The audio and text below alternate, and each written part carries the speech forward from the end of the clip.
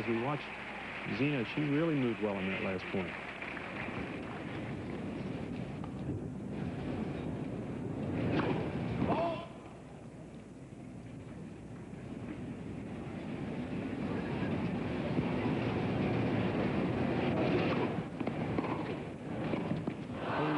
That ball might have been going out. She might have felt the same thing. So tough. You get a high volley like that, and it's very tempting to let it go. And then when you do and it drops on the line, you say, you dope? What'd you let it go for?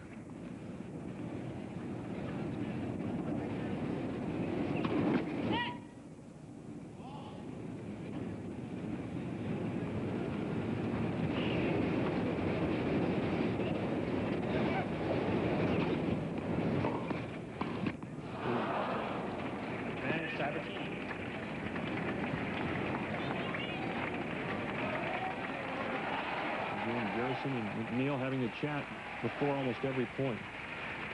But this is match point now for the third-seeded team. Sabatini doing a great job of helping this team get this far in the third set. And once again, they lose it. The fans at this point are going crazy. It had been a roller coaster ride all the way through. Sabatini did not play that ball safe, did she? She hit out on that match point. That's kind of her style. That's how she plays.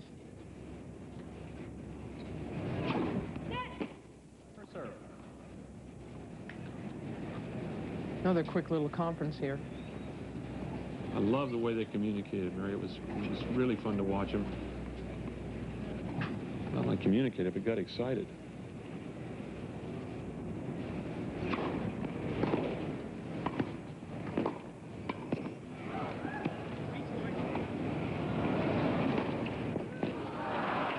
What a nice point. Well, last year McNeil was ranked 93. And this year, she climbed all the way up into the top 15. She was voted most improved player of the year by her peers. And this U.S. Open won't do much to discourage that kind of billing. Reflex by Garrison. That's long. And it's interesting, when John McEnroe started playing with a very loose tennis racket, down strung at around 40 pounds, both Garrison and McNeil, they go to 40 pounds. Now, they like John McEnroe. Yeah, they both like his game very much.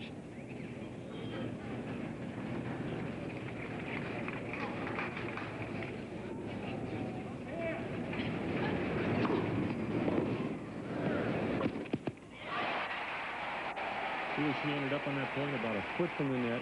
She closed in very quickly. That's one of the things she does real well. Those quick, short steps, much like Jimmy Connors. Great footwork.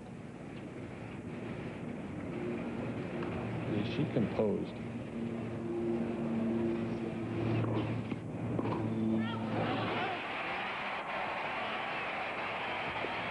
Well, that made it 5-4, Graf Sabatini in the third and deciding set. And there is a live shot looking at the stadium. You see the fans have come back in, things looking much better. The final blow dryer job is going on out there as they get it all together, and hope to have Lendl and Connors out there very shortly for our men's semifinal match. Mats Wilander having advanced from his victory over Stefan Edberg earlier this morning. And we haven't really talked too much about how you think the Lendl-Connors match is going to go. Let's have your feeling, Barry. I knew you were going to ask me that before the afternoon was over. Well, I think it's going to be an interesting match. Everybody's picking Lendl to win it very quickly and very easily, but I think Connors has got some tricks up his sleeve. I think he's going to spin that left-handed serve. I think he's going to change pace a lot. And I think Ivan's going to have some trouble, although I do think ultimately he'll probably win the match. I'll tell you one thing, if Lendl plays as well as he did against John McEnroe the other night, we can all get out of here in a hurry. Mary, the extraordinary thing is that Ivan Lendl, who now lives up the road from here, not far in Greenwich, Connecticut, comes in here and plays McEnroe. Everybody's for McEnroe, which, you know, some people question that. And he knows already the crowd's going to be for Connors. Doesn't seem to bother him at all. I mean, he feels he's got friends in there. If there's only a handful of them, that's fine. He plays his game anyway. He's had to get used to that, because you're right, he's never been warmly embraced by the fans, but and it's very tough with Connors because he is such a crowd pleaser. He plays to the fans every time he's out there. But Connors wants to make it known that even though it seems as though he's just having a good time out there. He said, I wouldn't be playing this match if I didn't think I could win it. Well, yes, he wants badly to get to a final. It's been a while for him, and if he gets to the final, who knows what can happen. Well, we'll have the match for you shortly. Let's go back and watch the conclusion of that women's doubles, the quarterfinal, over on the grandstand court last Thursday. And Graf and Sabatini serving for the match at 5-4 against Garrison and McNeil. Graf just held up new balls. These are brand new tennis balls. That should help Steffi, shouldn't it, right here, Mary? No, you always like that. I like to hide him.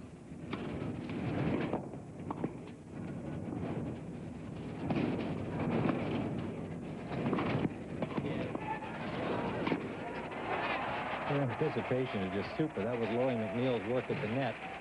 You saw her a little bit of footwork, cutting off the shot, knocking out the winner. Here it is again. Good get by Graf. Now, Sabatini with the real quick hands here somehow keeps the ball in play, but Lori McNeil, again, all over that net, puts it away down the center.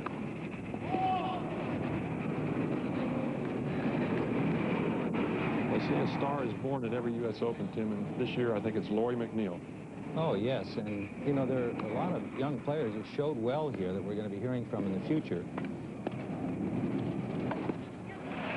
David Wheaton won the boys championship today, and Michael Chang certainly made an imprint at age 15, having won the national under 18s earlier this year, and winning against Paul McNeil in the first round of the main draw. And this is not to say that suddenly there's going to be a big resurgence of American players, but they are there and they are on the rise. And as you say, stars are made every year here, not just from this country, but from all of the countries. 30. I think Steffi said to her in that little conference, I'm going out wide to the forehand, Gabby. Be ready.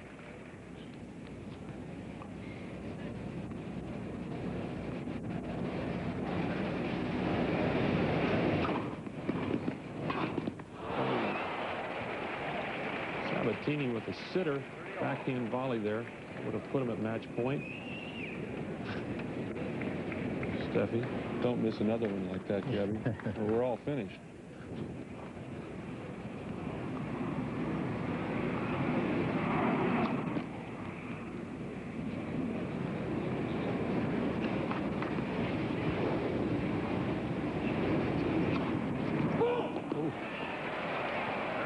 Took a big chance there on a second serve, spun it out wide, and Steffi Graf double faults. Graf and McNeil played their singles the day after they played each other in doubles.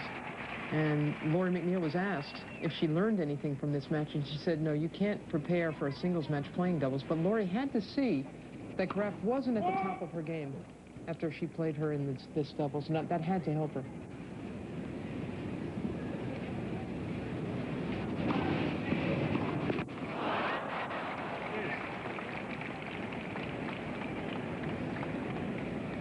The Whiteman Cup is coming up next month. That's a competition between the United States and Great Britain, and both Lori and Zina, along with Pam Shriver and Robin White and Gigi Fernandez, they'll be representing the U.S. We've beaten Great Britain the last 8 times.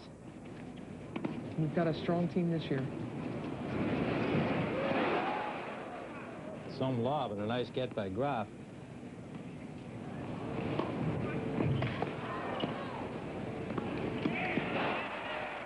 Sabatini finishes it off. Boy, she takes a big swing on that forehand, but it's effective. Match point again. Watch it here as Steffi rolls over that backhand. Good half volley by Zina Garrison, but watch the forehand of Gabriela Sabatini. Full swing, moves her weight into it.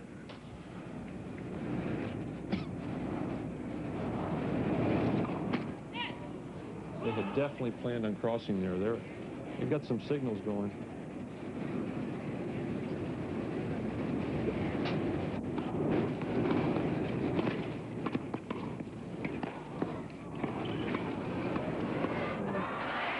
That's a great point for the match.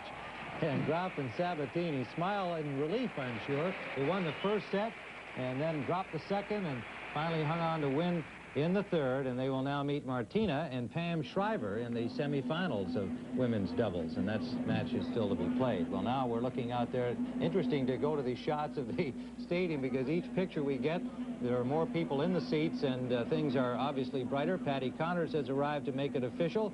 If she has taken her seat, then therefore this match is going to be played very shortly. And